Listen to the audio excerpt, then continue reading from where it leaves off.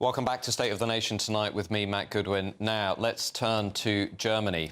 Mannheim, Solingen, Magdeburg, Aschaffenburg, now Munich. Another terror attack in Germany, another atrocity on the German people. Another failed asylum seeker who should have been deported. This time, an Afghan with a criminal record rammed a car into pedestrians near Munich station. When will it end? Among the wreckage, a mangled child's buggy, a devastating symbol of a broken border policy, a mass immigration policy that is clearly failing in Germany. Now, for years, politicians have not only ignored the warning signs, but they open the doors to people who, let's be honest, hate the German way of life and hate the Western way of life. The crucial thing here, however, is that there are only 9 days to go until a critical federal election in Germany, where the alternative for Germany, the anti-establishment, anti-immigration populist party in the blue on the chart that you can see on the screen, is surging. And now they have been clear, Germany must control its borders. No excuses, no delays, and they are polling in second place. In fact, they are the most popular party among men in Germany, and they're doing especially well in the eastern half of the country. So I want to ask this question tonight.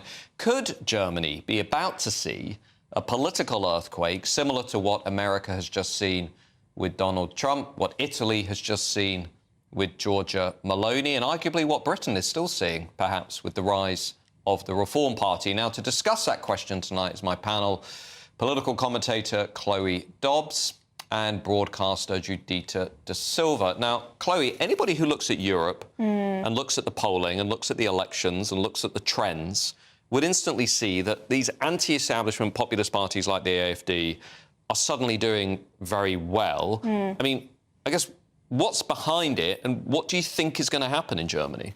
Well, what's behind it is obviously mass migration, both legal and illegal being far too high. You think we have it bad in Britain with the illegal migration, but they've got it a heck of a lot worse in some of these other countries. Now, they've got their more of a PR system than we do. It's unlike a proportional representation system that votes are equivalent to seats. Yeah, so it's unlikely that AfD is going to win outright, but it looks like it's quite likely that they'll end up in a coalition there. And also the CDU, they've been clear in their campaigning that immigration is very important. It sounds like they want to be turning away illegal migrants at the border. I think there's definitely been a change of tune in Europe. People are starting to wake up, politicians are starting to wake up to the fact that people are absolutely furious, especially after just having this attack very close to the election. We're hearing rumours of the refugee convention potentially being ripped up because they just simply cannot grant asylum to everyone who's come from a supposedly dangerous country. Nearly, I think, or over 1 million asylum applications just in 1 year. They just cannot cope. So there's definitely a change of tide, and it looks like after this election, Germany will start cracking down and potentially then set a precedent for what other countries in Europe should be doing if it's successful. Judith, this is very significant, isn't it? Because, you know, the entire German identity, the post-war identity, is premised on pro-immigration, welcoming others, you know, atoning for the sins of Nazism.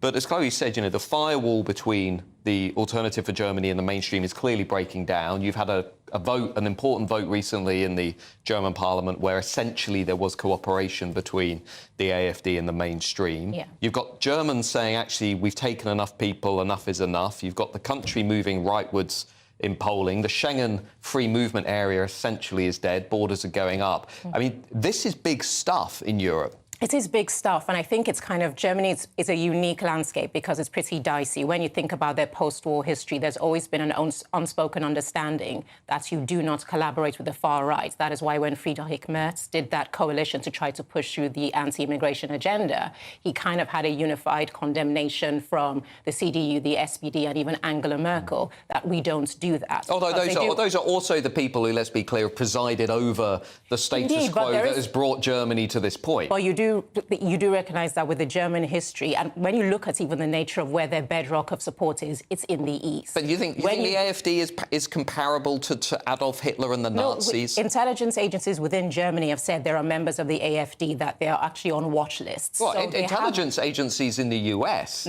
said that Russia was responsible for the 2016 presidential election. That turned out actually not to be the case. But they are the living descendants of a cautionary tale. Sure. If something doesn't get checked, the last time it went unchecked, you ended up with Hitler. So you do understand that, yes, this shows a very, very glaring message that there is a problem that people are growingly supporting there needs to be a solution for, and whoever has the loudest, fiercest solution to it will get more support, which is probably why Friedrich Merz did what he did. He was trying to attract supporters, but what he did was show loyalists that you blow with the wind, which has caused problems for the CDU. I mean, it's not only Germany, is it, Chloe? You know, you've got Le Pen breathing down the neck of the French establishment. You've got Meloni basically running Italy. You've got the Sweden Democrats essentially running Sweden. There is some... This conversation, I think, reflects perhaps my own frustration with the debate in Europe, because we talk a lot about Nazism and the return of Hitler and so on, but actually this is really about people's unaddressed concerns over legitimate issues like immigration, like broken borders, and if we just fix those things, these parties will probably disappear.